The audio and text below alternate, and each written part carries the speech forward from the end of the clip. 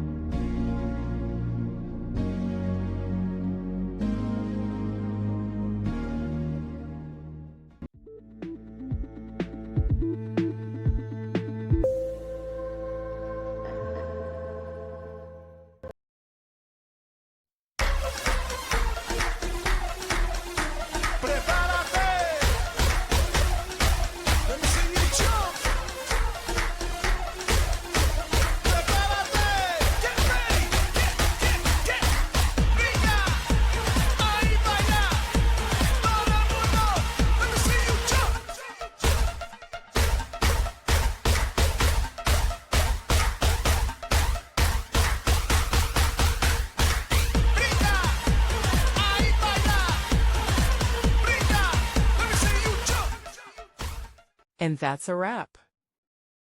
I hope you found the answer you were looking for. If you did, take a second to hit that subscribe button. It really helps out. And let me know in the comments which solution worked best for you. See you next time in the debug zone.